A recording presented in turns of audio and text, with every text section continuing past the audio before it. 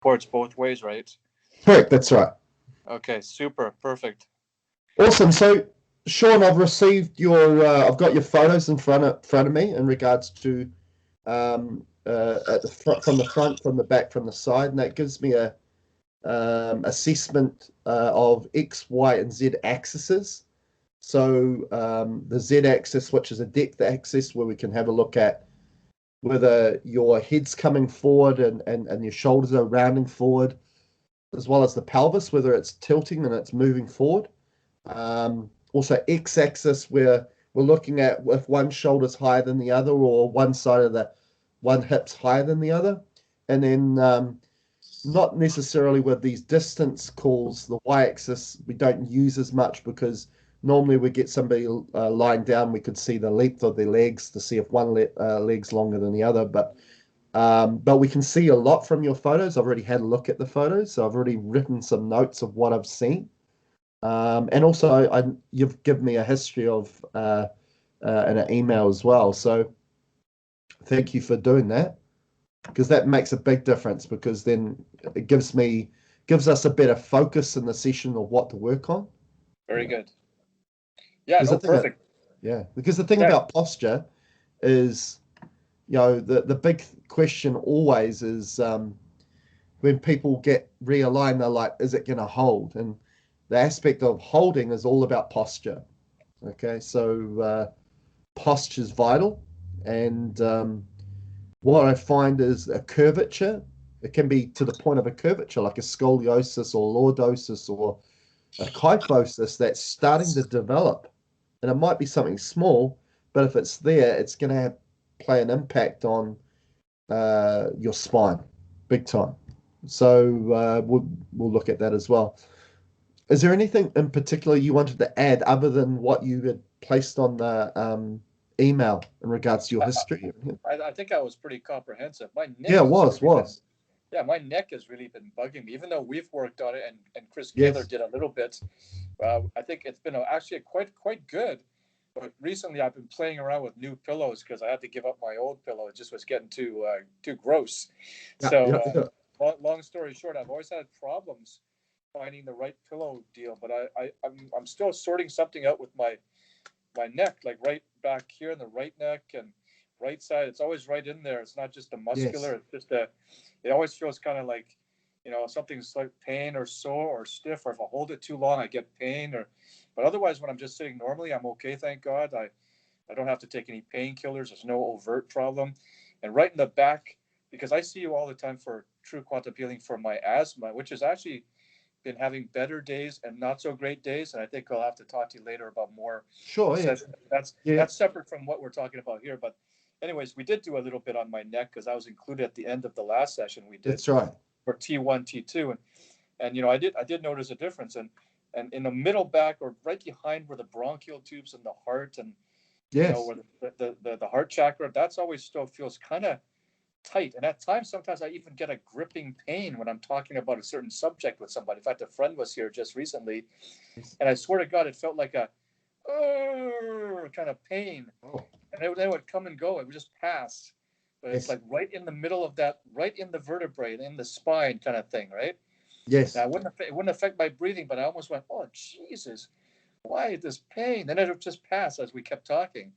And it's happened a couple of times. Well, it definitely affect your breathing. Like, it can affect your breathing if you've got like what they call a subluxation or alignment issue in that midsection. So, and splash, especially if usually we find if there's tightness in the muscles and the connective tissue, it will most likely be more of a disc misalignment than a vertebrae, because it really plays up all the tissues that have a big impact in regards to holding posture. They know something's not right, and they grumble and moan, Well, exactly. I mean, my traditional chiropractor's always found a curve right around there. It always goes off in this way or that way, and he corrects it. He corrects it, but it seems to keep coming back. Yeah. Okay.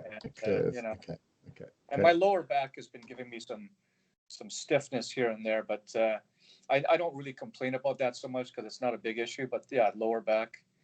So do you get any pain in the buttock or going down the leg at all? Actually, never. I'm lucky that way. Like I really don't have overt pain, but Yeah. but the stiff neck pain sometimes kind of already gets me kind of stiff. You know, Sure. I kind of hold myself a little stiffer. I don't want to turn my neck sometimes even because I don't feel fluid. You know, I feel Yeah. like I just want to be Mr. Favor the neck turn if I have to. It's ridiculous, right? Oh, I see a car coming. I see a car coming. I think I'll just turn slowly when you really want to just, you know, you just want to whip your neck, right? I don't want to do that. Yeah. I don't want to do it because I don't want to hurt myself. Not that I Yeah. do, but I because I notice my neck, I seem to tend to want to favor it. Yeah. Yeah, and also the, you know, that damn thing right in the middle of my back there, like somebody just got me right in the heart chakra in the back. That always feels like a little bit like every day. I always feel like I want to pull my chest apart a little bit just to give it a self crack or something. I feel like I could wish I could do it. Yeah. Yeah, it just feels like it's not right. And there you go. No, that's awesome. So we can look at that. I've been really curious about your full-on spinal alignment ever since we talked about it. But when I saw your deal, I said, "Hey, he's offering a deal." I'm yeah. I want people I, to have a experience. You know, it's because you know, I know a lot of people in the spiritual consciousness community, in the energy community, and they go to a healer, so to speak, in regards to a lot of their issues, but they always seem to look at their spine as a mechanical thing, so they'll go and see a mechanical person to align it, you know, like a chiropractor or an osteopath. So what I want to really tell people is that your spine, even though it's a mechanical structure, it's still energy too, and we can do exactly what a chiropractor can do, and perhaps even better, just through doing it through intention and energy. And this was one of my babies, really, because one of the first aspects of me becoming an energy healer was learning how to align people's necks and backs, and because I had an issue with my neck and back. And so it's great to get back to doing more of that, but we've also expanded on it where we're really emphasizing and focusing on posture and working on postural issues. And I actually saw a guy on YouTube who was using this XYZ axis assessment, looking at the human as in its 3D nature, and working on the mechanical aspect of that. And I was like, wow, that's he's getting results, and that was really intriguing to me. And I thought, well, all I need to do is write up a chart and bring that into the system, and I've noticed a big change and big difference for a lot of people who are able to work on more chronic and deeper issues. And that's what truly holistic's all about, is really getting to the root of the problem. So that's been really cool. Well, I've been looking for some work on the back since I lost my chiropractor. So, you know, this was not exactly what I was expecting. I was looking for something local where someone would actually get on there. Hands on, But these days, I think this is going to be really interesting. Yeah, very much so. Yeah, I just had my last client was we were working on it, and she was just taken back. She was like, I've got to have a lie down after this. She was quite taken back how physical it felt, like so quickly during the session, after session. And you know, I've had a client also said that I was quite sore for a couple of days after it, because it felt like somebody had really gone deep and did some deep work on me physically. But you know, it's so it just shows, you know, that you know, again, it shows more people, and I want to show more people what is possible just through our energy work. Because even though I'm somebody here with dowsing charts in front of me and has a very knowing understanding of how our intention works, everybody is using intention every day, whether that's through body language or speaking verbally. We've all got this ability, and we just need to be more aware of it. So that's pretty cool as well. So let's jump into the session. So we've got Sean here, and we've got Sean's photos as well. And they're in front of me as well here on the computer, on the screen. But I've also had a look at them and made a summary of what I can see from those photos. And Sean's added the aspects here so far in the session, He's also sent an email with history. So we've got all that as reference to go to, and in certain areas. Now, what I found with the assessment was that I noticed his right shoulder was higher than his left shoulder. So he was actually, this right shoulder was actually coming up. And also noticed his right hip is higher than his left hip. So he's a bit, and also more of a gap between the left arm by his flank and his abdomen. So that would be the pelvis at the hip, it's favoring the right side. And also a little, not too bad, but head coming forward a little bit. The ears are not over the shoulder blades, but again, that's a common postural problem. You know, a lot of us are looking at screens or working in front of us where our head comes forward, our shoulders round forward. So there's a little bit of that, not too much. And also the arms are coming forward down the sides. Again, that's everything coming forward. And I noticed his pelvis was tilting forward a little bit too. So maybe a little bit too much of a lordosis in the lumbar, but we'll see. That's just a quick question mark there. So I want to know where we want to start, please, for Sean, please. Circle, please. Okay, so straight away it's going to the posture chart. So we're going to look at posture. And what aspect of posture for Sean, please? What aspect of posture? And just like an autoimmune condition can be like the human body's a computer, and it's been programmed in a certain way to react and respond in a certain way, where the body attacks itself. Similar with these postural changes like scoliosis, kyphosis, lordosis, the body becomes conditioned, programmed to kind of distort and curve in a certain way. So that's how we kind of clear these types of things. So I'm just going to have a look. So it's going to a lordosis, which is kind of an over curvature from the posterior to an anterior, so the back to the front. I'm just going to find out where. Lordosis where, please? Lordosis where? Circle, please. Okay, anywhere else? So it's doing that for your lumbar spine. Okay, so that means that pelvis is tilting forward because that curvature is pushing everything forward. So we're just going to try and neutralize that. And when I say the lumbar spine, because usually we're very specific about the area we want to do, like a particular disc. I can already feel it there. Because we've placed the focus on it, I can feel something there already for you. Now, when we say lumbar spine, we're using every aspect of the lumbar spine, the disc, the vertebrae, the connective tissue, cartilage, articular cartilage, ligaments, tendons, muscles, as one, holistically.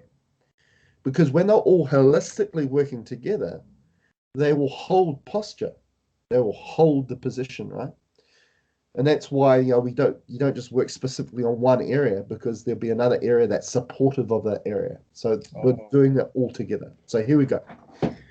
Now, in regards to Sean's lumbar spine, lordosis false, please. Straight away, that's strong. Lordosis false, please. Remove all conditioning, programming, or lordosis, the curvature of lordosis, from the discs, the vertebrae, the connective tissue, the cartilage, the articular cartilage, the ligaments, the tendons, the muscles found within Sean's lumbar spine, please. Lordosis false, please.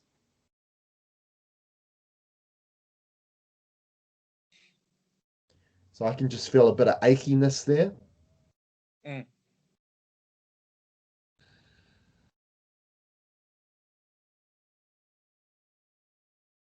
Now, when there's a curvature issue in the lumbar spine, or the tissue that support the posture of the lumbar spine, it can then also cause problems with hips as well. Okay. And this comes into question why people have to get hip replacements, knee replacements as well. It's because the body distorts itself to favor one side, which wears away faster because of postural problem. So the posture aspect is very important. So let's see where we need to go to next. Where do we need to go to next, please? So going straight back to posture again. So let's have a look at that. What posture, please? Circle it, please. Okay. So it's not a specific curvature we're going to focus on now. It's just about correcting, supporting more posture in a certain area. So we're going to look at what area. So what area do we need to support posture, please? Posture true for Sean, please. Okay, anywhere else? Okay, so what we're going to do is we're going to do just work on a bit of posture for your cervical spine. So straight away, it's not saying that you've got a specific curvature problem, like a kyphosis or an over curvature, like a lordosis. It's more that we just need to support the posture with getting the head back over the spine a bit more. Because what we do when when we're looking at our phone or looking at the computer or desk work or just doing manual work that's all in front of you, is it's always bringing your head forward. A lot of people walk with looking down all the time instead of looking ahead. So that again, it's bringing the head forward, shoulders round, and straight away that puts pressure on your whole spine, all the way down to your lumbar spine when you do that. And the body accommodates that because it gets used to that irregular posture. And quite often people will form that's when you start seeing people with that hump right at the base of where the cervical spine and the thoracic spine are. And that's because the body builds up more tissue because it's trying to support this irregular posture of the head being too far forward. Okay. So here we go. Which obviously it's just like inflammation. When you twist your ankle, it's there to help heal the area. But if you have that inflammation for a longer period of time, there's these long-term effects, just like what we're dealing with posture here. So here we go. Now, in regards to Sean's cervical spine, posture true, please. For the discs, the vertebrae, the connective tissue, the cartilage, the articular cartilage, the ligaments, the tendons, the muscles, all aspects in regards to posture of Sean's cervical spine, posture true, please. Posture true.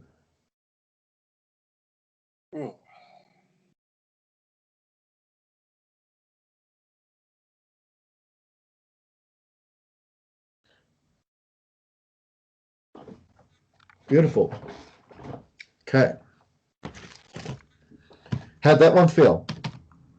Oh, it was very pleasant, very gentle. So far, very gentle. I'm not shaking and twisting like sometimes I do with our sessions. Yeah. Cool. Sometimes I'm really twisting like crazy. Oh yeah.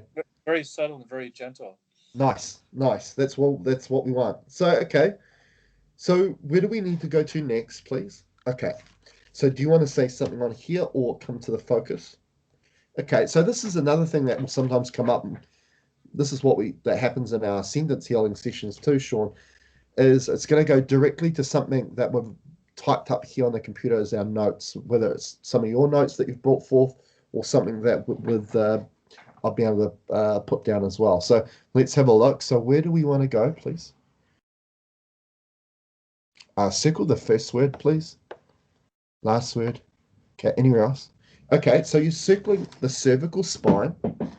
Okay, and in particular, what Sean has mentioned, that we have looked in the past at cervical spine, also with another healers and so on as well is the cervical spine. So what do we need to do there? Because we've just made the intent of posture true. So what do we need to do there? Okay, so all it's saying is we want to just purely focus on the cervical spine now. Okay, and what in regards to the cervical spine, please? Circle it for me, please. Okay, so what it's telling me is you've got a pinched, compressed nerve. Okay, that's obviously in the C-spine somewhere, so we're going to find out what that is. So what nerve needs decompression, please? Releasing. In regards to cervical spine, please. Circle, please. Circle. Circle the first letter, last letter. Okay. Any other nerve other than this one, please? What? Spell it. Okay, now what we're going to do is with the radial nerve, okay, is an issue. And that nerve originates at the height of C5, C6, C7, T1. And there's a bundle or branch of nerves at that area of your C-spine that goes down the shoulders and down the arms into the hands. So obviously the radial nerve is connected to the radius, right, the wrist.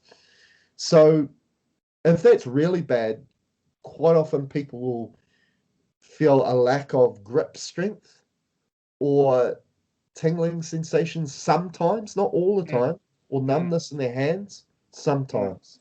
They'll just notice an altered sensation or an altered strength all of a sudden in their arms or their hands. And quite often that's because of the neck, okay?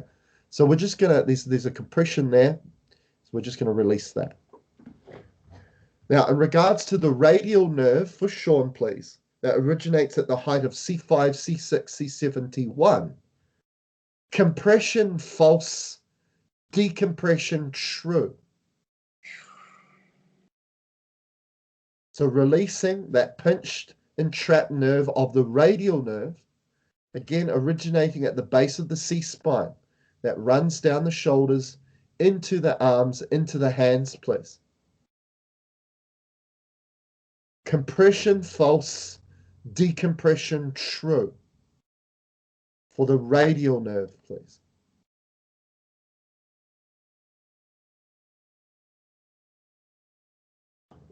Perfect. Okay. Now, are we still working on cervical? Yeah, okay. And what else do we need to do regarding the cervical spine for Sean, please? Okay, so now it's going to an intention chart. And what intention do we need to make, please? Okay, okay. Let's find out specifically. I know we're focusing on the cervical, but where do you want me to make that intent, please? Okay, anywhere else, please? Okay, so what we're going to do now is for your entire C-spine, we're going to give it some decompression. Okay. Now, obviously, the biggest issue with the spine is gravity. So that creates compression, right? Squeezing down on the spine. And that's what we find chronologically as we get older, is that sometimes we can actually lose height, and especially the discs between the vertebrae, which is just made up of fluid. And the interesting thing about discs made out of fluid is that the word hydrogen comes into play, because water is H2O, hydrogen and oxygen. And hydrogen is what creates a levitating energy. So that combats that compression of gravity. Okay. That's why spring water from an aquifer deep underground can levitate against gravity to come up to the surface and bypass all the laws of physics, where it comes out ice cold, not heat, because of the friction against gravity. So it's quite magical, that. But compression is the biggest problem. So what we're going to do is we're going to create more levity, so therefore decompression in regards to your neck, your cervical spine. Okay. And this is what might be also causing it to feel quite stiff and hard to move as well and get range of movement. Okay. So here we go. Okay. Now, in regards to Sean's C-spine, his cervical spine, decompression true, please. As a whole. So his discs, his vertebrae, his connective tissue, his cartilage, his articular cartilage, his ligaments, his tendons, his muscles, all aspects, all components of Sean's cervical spine, decompression true, please.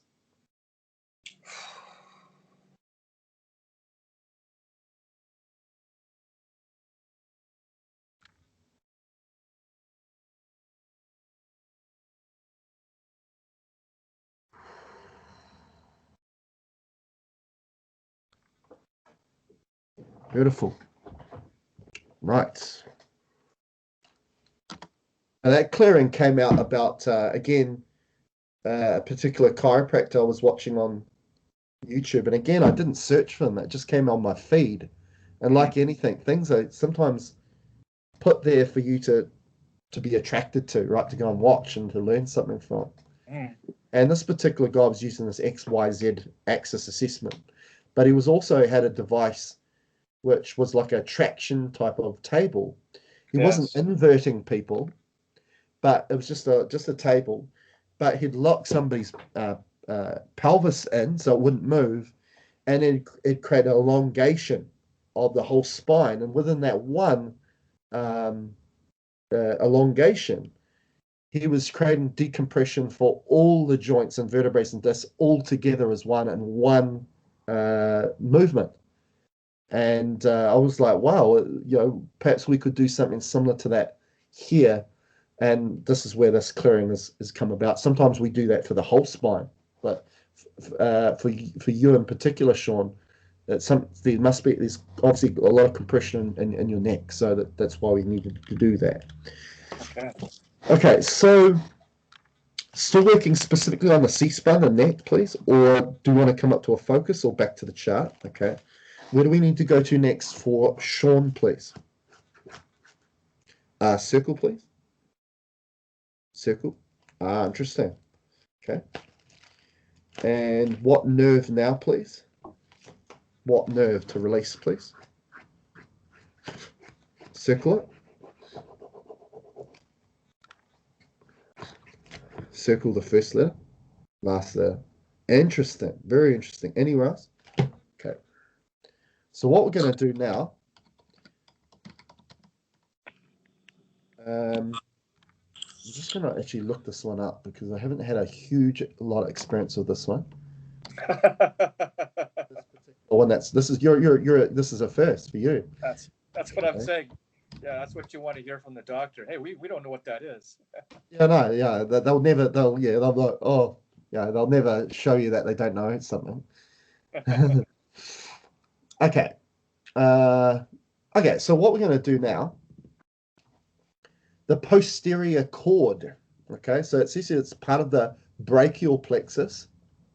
Okay, so it's in here. This aspect here. Okay. The posterior cord gives rise to the foot. It's a bunch of nerves. Okay. What it wants me to do there, it wants me to release the posterior cord, and obviously that was all. It needs to be elongated. That's why we needed to do the decompression first. Wow. So when I saw it there in cord, I was like, that makes sense why we had to do the decompression. So let's have a look. Just see if that's okay. The axillary nerve is connected to that. Okay, and this could be connected also to why you feel like, again, there's just a tightness in here and you just want to pull it apart. Yeah. It's definitely congestion there. Okay, so let's do that. So, okay, yeah, sure. Okay, here we go. Now, in regards to Sean's posterior cord, again, originating with a C5, C6, C7, T1, release true, please. Release the posterior cord, again, originating with C5, C6, C7, T1, please. Release any entrapment or compression or pinching of the posterior cord, please, for Sean. Release true, please.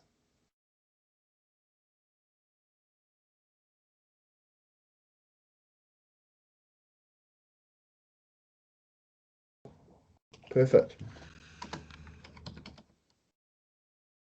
Okay. Where do we need to go to next for Sean, please? It's on this chart, correct? Okay, circle, please. Okay, so now we're going to get to alignment. Okay. And what aspect of alignment now do we need to work on for Sean, please? Okay, so it's going to discs. And what disc, please, do we need to align? What disc needs to align for Sean, please? Yep, so there's still an issue at that top of your neck again.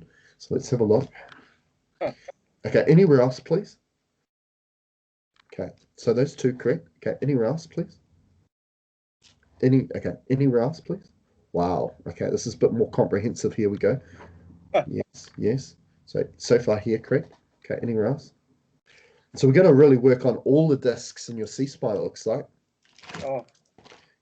Okay, keep going. Yeah. Okay, anywhere else? Okay, do you want me to do them together holistically or one at a time? And from top to bottom or bottom to top, please? Okay, perfect. So we're gonna make an adjustment with all your discs in your C-spine. Okay, and we're gonna start from the bottom and make our way up. Okay. Here we go. Now, regarding the disc between vertebrae C7 T1, alignment true, please. I can feel that. Align the disc between vertebrae C7 and T1 to its correct position, size, shape, form, and alignment, please. Oh. Oh. Oh. Okay, for the disc between vertebrae C6 and C7, alignment true, please, for Sean. Oh. Align the disc back to its correct position, size, shape, form, height, and alignment between vertebrae C6 and C7 for Sean, please. Oh. Oh. For the disc between vertebrae C5 and C6 for Sean, alignment true to its correct position, size, shape, form, and alignment, please.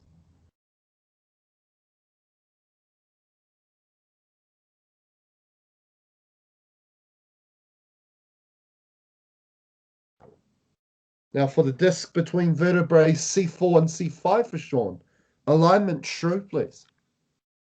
To its correct position, size, shape, form, height, and alignment between the vertebrae C4 and C5, please.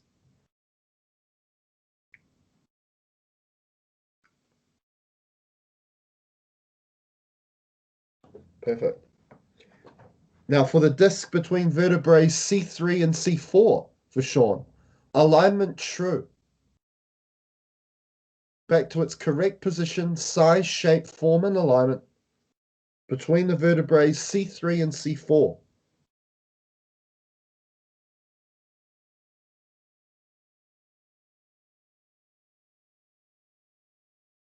Actually, while I'm doing this, I can actually feel your chest, like in regards to breathing.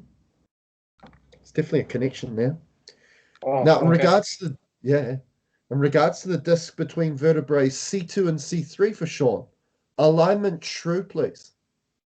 Back to its correct position, size, shape, form, and alignment, please.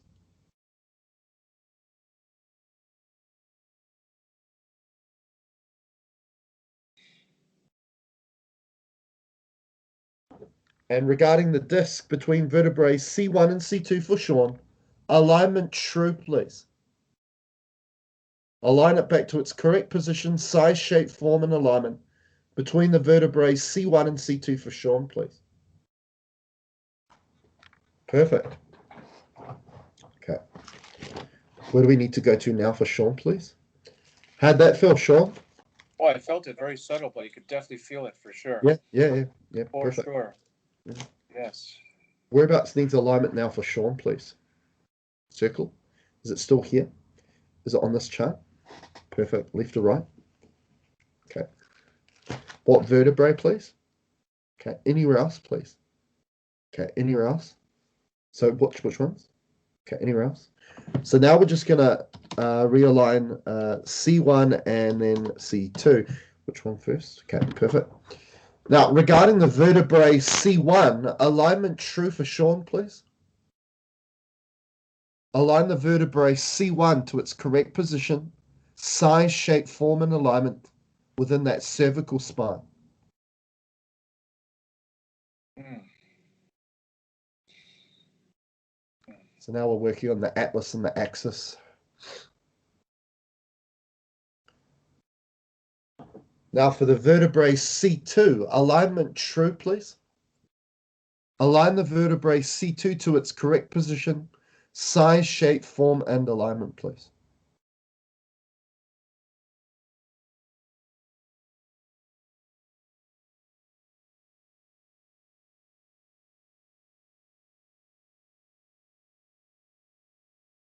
Good. Now, what I find with the neck is those top two vertebrae, especially C1, and also the disc being out, can be a common theme for people that suffer with migraines or really bad headaches. As we go, because the nerves are, and you feel heavy behind the eyes and above the eyes, and can really make you feel pretty lousy. Now, when the vertebrae or discs are out of alignment, especially the discs at the base of the cervical spine, so when we're talking about C5, C6, C7, then that's when we start to see weaknesses, sensational weaknesses in the arm, so strength, grip strength, and also altered sensation in the arms and the hands and the fingers. So it's usually indicators of such things. So, okay, where do I need to go to now for Sean, please? Okay, on this chart, all focus. Okay, so we're going to look at a focus again, specific one. Go ahead, please. Circle the first word. Yep, what about that, please? C3, C4.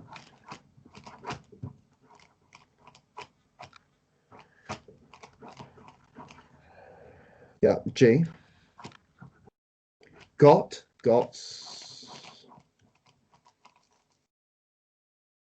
a problem within. Got a problem within, correct? Within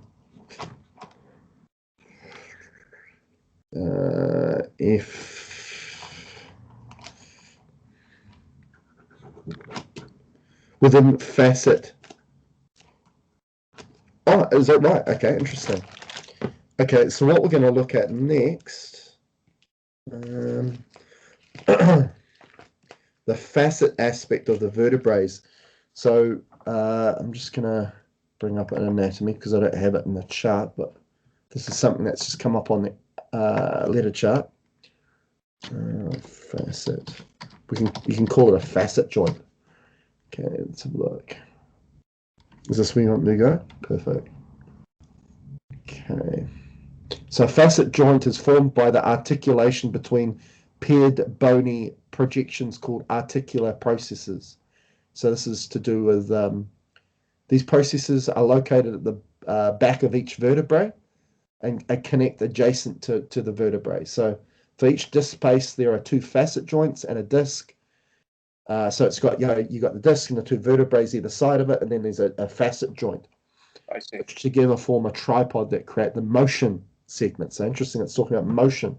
So let's just have a look at that. So it's saying something there we need to work on. Is it in a particular area? Okay, so it's in the cervical spine.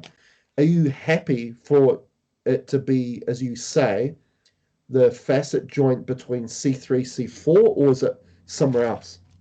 Okay, and okay, perfect. Let's do that then. So what do we need to do specifically then for Sean in regards to that facet joint between of C3, C4, please? What do you want me to do? Is it H? No, I. Is it that, or is it something else? Perfect. Let's do it. So it's picking up a bit of inflammation there. So here we go, which is obviously going to create problems with range of movement. So here we go. Now, in regards to the facet joint, in regards to C3, C4, for Sean, inflammation false, please. Neutralize and remove all inflammation in regards to the facet joint of C3, C4 for Sean, please. Inflammation false, please.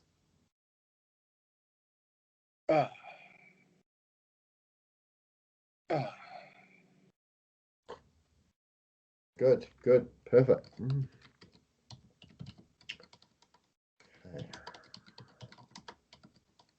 Okay. Perfect. Okay. So I want to know whether we're still working here or on the facet joint. Okay, up here or on the chart. Okay. Where do we need to go to next for Sean, please? Okay, perfect. And what needs alignment still for Sean, please? What needs alignment now for Sean? Circle, please. Circle. Okay. Go ahead, please. Is it this chart? Okay. Is it in here? Is it here? Is it here?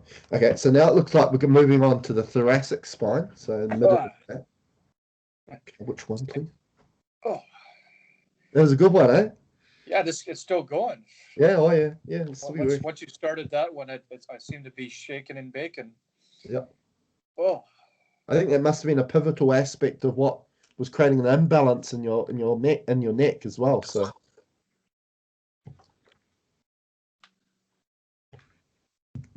You just keep going. I'm going to answer the front door because it's a delivery. Just keep Okay, going. sure. Go ahead, please. Okay. Is it some else? Here. Okay.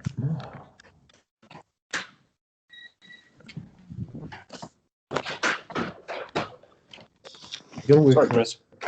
All good. Okay, so now we're going to work on a disc between T3 and T4. So here we go. Now, regarding the disc between vertebrae T3 and T4, for sure, alignment true, please. Align the disc between vertebrae T3 and T4. That would definitely have an effect on the lungs and the bronchioles, but that's more anteriorly to the spine. So for the disc between vertebrae T3 and T4, for Sean, alignment true, please, to its correct position. Size, shape, form, height, and alignment, please.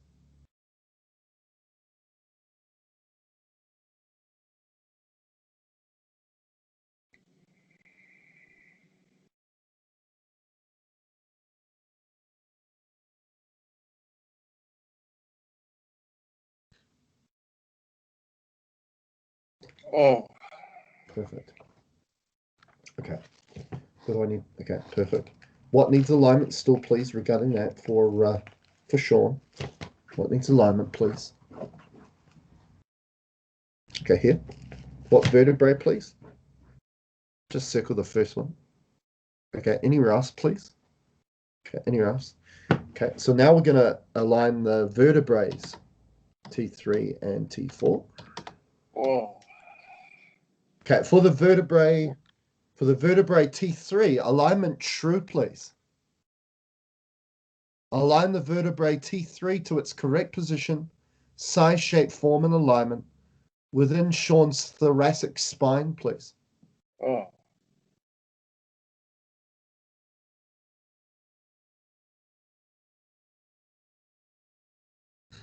Good. Now align the vertebrae T4 to its correct position, size, shape, form, and alignment for Sean, please. Oh. Oh. Perfect, perfect, perfect. Okay, where do we? Okay. Focus. Okay. Can we see it? Okay. Circle, please. Anything else? Okay, now it's circling lungs, bronchial tubes. Yeah, go ahead, please. Circle, please. A, C, U. Yeah, accumulation, correct? Yeah, of. Accumulation of C. C. Yeah, and okay. So that's all you wanted to say? Okay, so what it was saying was in regards to your lungs, respiratory system, there is a combination of calibration of energy in the respiratory system, but also mechanical alignment of your spine definitely did have a connection on what with your breathing as well. So it's good that we've been able to work on that mechanical aspect of it. Okay, perfect. Do we want to stay with that focus or come up to here? Where do we need to go to next, please? Okay, going back to the posture chart. And what posture, please? What aspect of posture do we want to work on, please, now? Perfect. Okay, so this is might be going towards this curvature thing that you were mentioning about before. Let's have a look at that. Okay, and whereabouts do we want to remove scoliosis, please? Scoliosis. Because a lot of the times scoliosis always gets referred to these people who've got major curvatures of the spine, but you know, probably for a majority of people, we've got a slight inclination of a curvature or curvature problem, which we can also identify as scoliosis, because scoliosis is just, again, curvature that then creates an issue on the x-axis, you know, with one shoulder's higher than the other or one hip's higher than the other, where there's a curvature of the spine, not from posterior from the back to front, but sideways. So it just creates a bit of instability. So what we're going to do is we're going to remove any form of scoliosis from your thoracic spine. Okay. So here we go. All right. Now, in regards to Sean's thoracic spine, scoliosis false, please.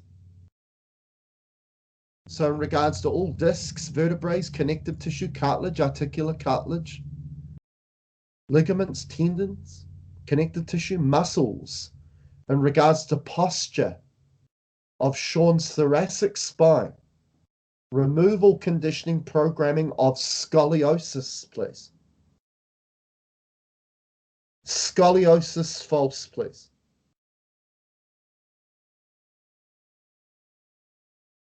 Definitely feel it in there. Good. Okay.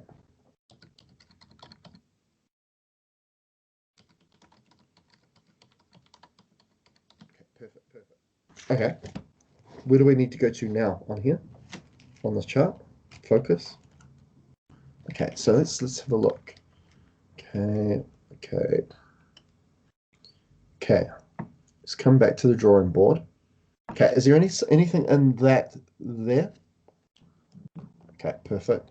Now I want to. Okay, so we've been working on the neck, correct? Okay, and we've been working on what's been going on in the thoracic spine behind, posterior to the lungs and respiratory system. And we've looked at that curve in that mid-back area, hence the scoliosis, correct? Anything more about that? No. Now, the stiffness in the lower back, okay? Not getting any neuropathy or issues like that with pinched nerve going into the buttock or legs.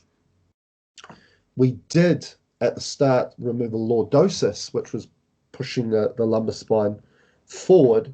So is there anything more about the stiffness in the lower back, like an alignment we want to work there? No, perfect. Now, this feeling of Sean, where he's mentioning about, he feels like he wants to just pull his chest out, right? Like there's something, just wants to crack something, whether that's a rib or whether that's something to do because of the thoracic spine where we've been working on. So is there anything more about that, specifically more on this side in regards to a rib that we need to work on, or anything with the sternum or anything here that we need to work on, please? Okay, no, okay, perfect. So what I'm going to ask now to finish off the session, is there something specifically on here we want to, okay, anything outside of that we want to impart, like a healing energy? No? Oh, I'm just going to ask this. Do we need to wand in area? Because sometimes we'll wand in area to bring more, remove tension or congestion, to bring more flow. Is that what we need to do? No. No, it's pretty happy to finish off there, Sean.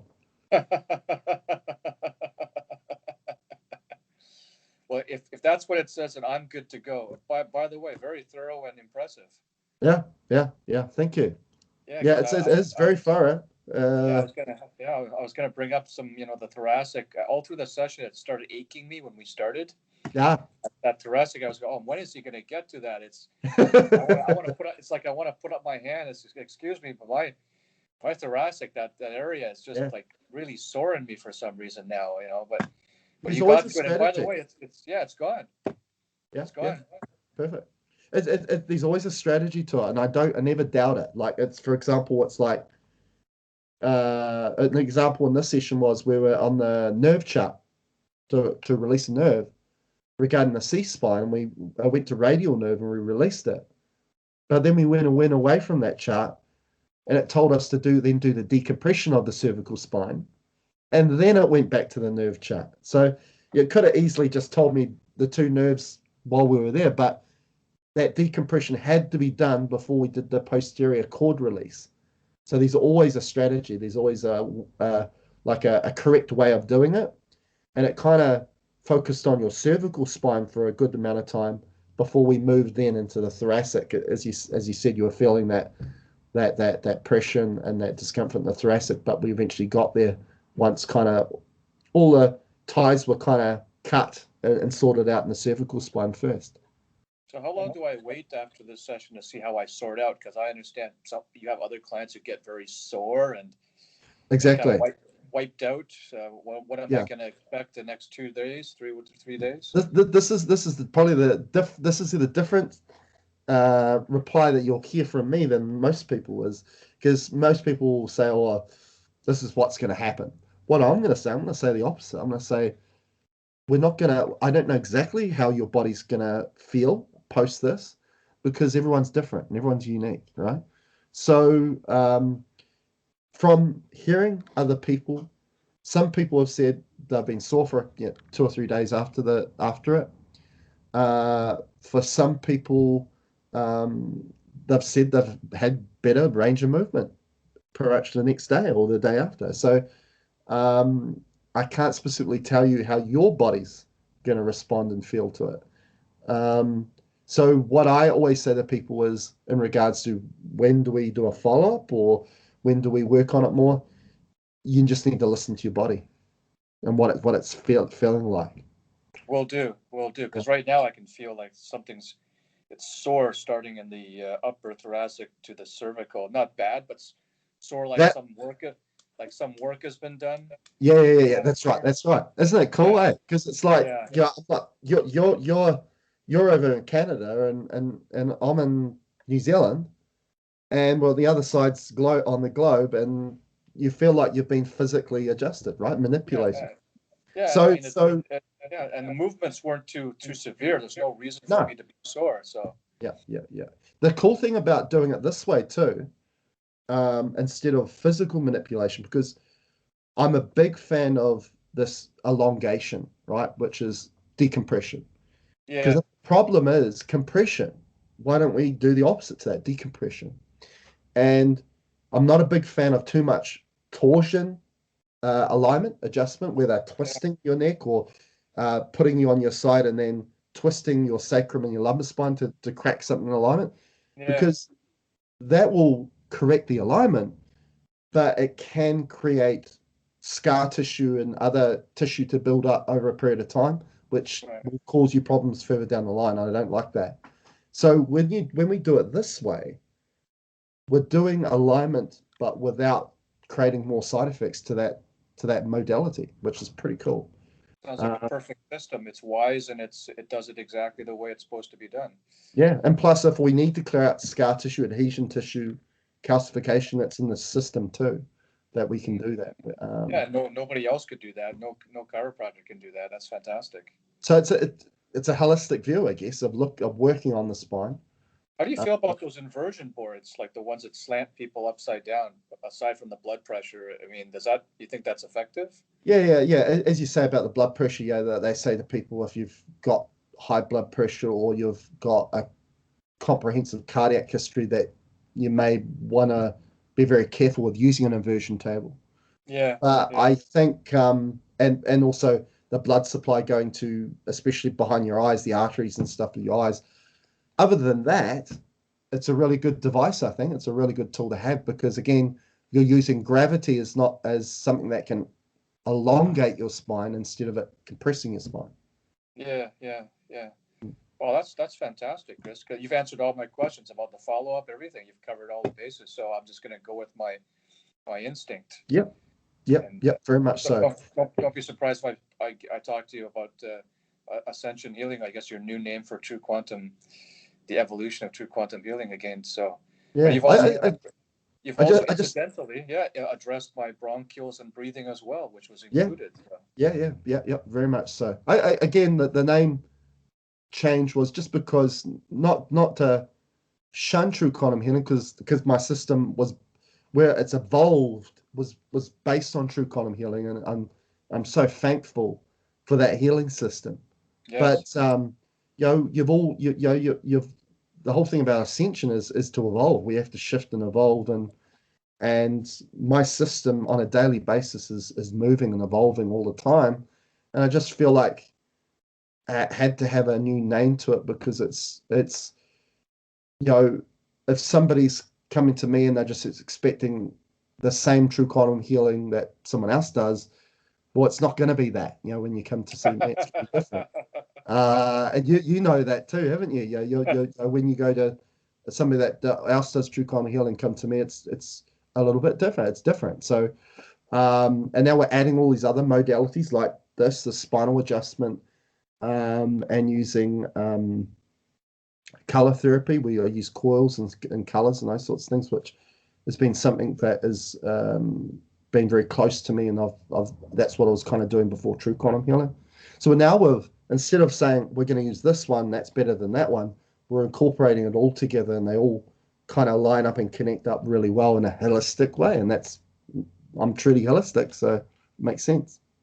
Well, you seem to be the person to see for spinal alignment. You've got it in your history, in your background, in your family, and now Yeah, you've got a more comprehensive system too. So, yeah, I always felt like I needed something like this, but I just couldn't find the right thing, right? So yeah, you get the next best thing, which is the best chiropractor you can find, blah blah blah, right? exactly. And the cool Yeah. thing about this is, Yeah. doesn't matter where you are. You could be living on the moon. You can get this. You can get alignment, through Yes. Yeah. through just a phone call or a Skype session. It's beautiful, beautiful, just fantastic that way. That's fantastic. Excellent. Yeah. Well, thank you very, very much. I mean, is there anything else I'm supposed to do or not do then? I guess you take it Just easy. yeah. Again, go with your intuition.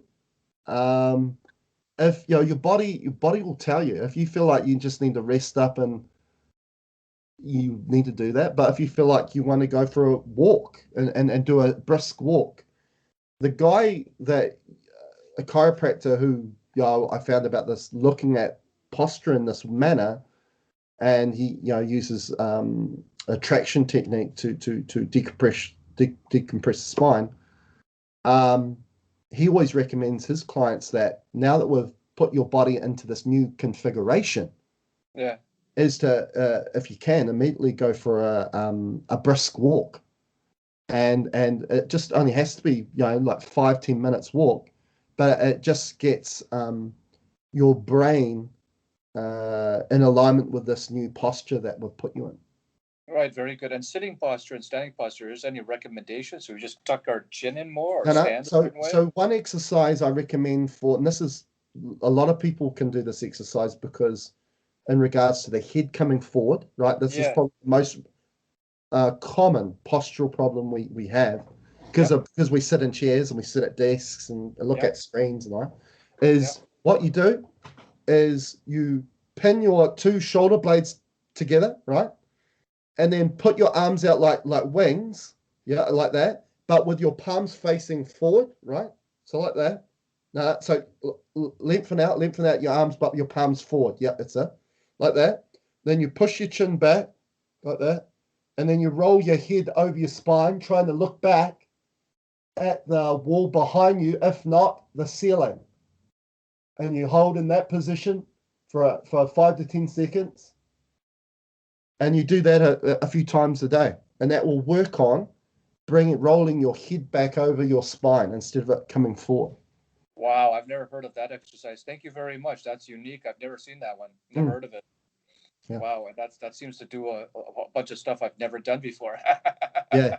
No, that's a really good one, because that will, again, turn you into a military man, where you got your chest out, shoulders back, and that head's back over your spine.